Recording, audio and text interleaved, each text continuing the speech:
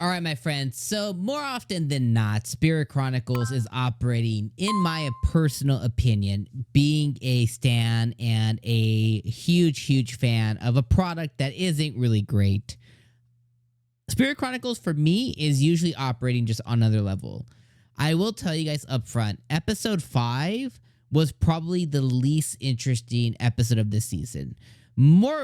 Most of the fact was because it is straight away from Rio and the girls, and it more focused on the secondary hero who was called to this world. And is his name Yuki? I don't even know what the hero's name is. Let me see if I can find it really fast. If not, then I'll just know that the episode focused on the hero. His name is Hiroaki.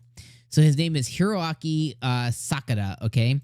And it focused on him, and it focused on 𝐿𝐶𝐿𝐴, which he's really in love with, and it focused on Flora, which is one of the two princesses that Rio saved way back when he had attended the military school for that really short time, where he met baby girl, best girl, 𝐿𝐶𝐿𝐴.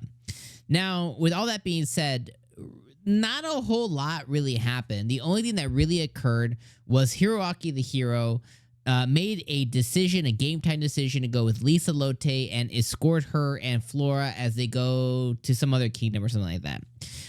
Now, the main thing that occurred this episode was that Rio, as he's traveling in between, we'll probably get backstory of how he found the girls. We'll probably get backstory on how he was able to come and save them on time.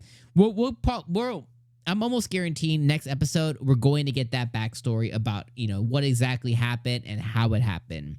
But that first 75% of the episode was pretty forgettable. Unless you like Arya, who is a beaut, she's the attendant to 𝐿𝐶𝐿𝐴 or Flora. And she had a really cool scene with, some guy that she reconnected with. Maybe you're fancy on Reese, which is with the pasty dude with the red eyes, who's like the villain. I honestly, I gotta be honest. I was watching the dubbed episode, and I think the dub is very good. But the voice actor, and I don't want to knock on anybody, but the voice actor for this Reese guy is in comparison to the other VAs, is not up to par. He kind of seems like he's phoning it in. Now, again, no hate on them. I would love to be a voice actor, as well. I don't even know how to get started. Maybe, hey, I'll send you guys my YouTube videos or something. I don't know, but I would love to do it as well. And I probably wouldn't be really great at it either. But I just feel like that guy is kind of like phoning it in. I had to rewind. Rewind. I had to go back 10, 15 seconds to listen to what the fuck is he saying? Like, I couldn't understand. And I grabbed my TV remote. I had this bitch on like 12, 13, and which is usually a pretty good volume to hear. I had to turn this bitch up to 20, 25. Like, yo, what the hell did he say? And he's just really talking smack of like, oh, let's see how they handle this or whatever, But to me, it was like, huh? So that was kind of a sore point. I was like, oh, I don't really like him. But maybe he's, one that you're like, oh yeah, this villain's going to get it or something. Then that last 25% of the episode, Rio came in, and, Flora, she was like one of the ones that originally kind of gave Rio a chance. She was like really one that extended a hand out to him, because he was the one that Rio ended up saving when he was a little boy.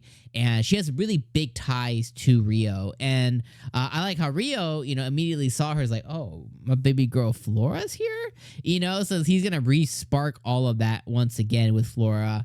Not that his harem isn't big enough already with Miharu and 𝐿𝐶𝐿𝐴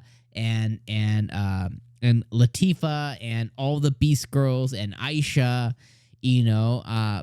but it could grow even more. And then I'm waiting for 𝐿𝐶𝐿𝐴 to finally realize who he is as well, too, because he did visit her store in the capital way back when as well. And I think 𝐿𝐶𝐿𝐴 is reincarnated as well, if I remember right. I'm pretty sure she's also a reincarnated person as well. So you have all of that kind of brewing in the mix.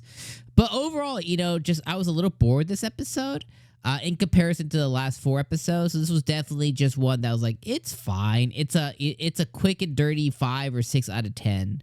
But this season has been majority wise, 8 out of 10 for me. Maybe even 9 out of 10. This is another season that I would like to own the Blu-ray. So if that gives you any kind of any indication, I have a very small Blu-ray collection. I really only get the ones that matter to me, like Knights and Magic, like Gate, like the first season of Spirit Chronicles.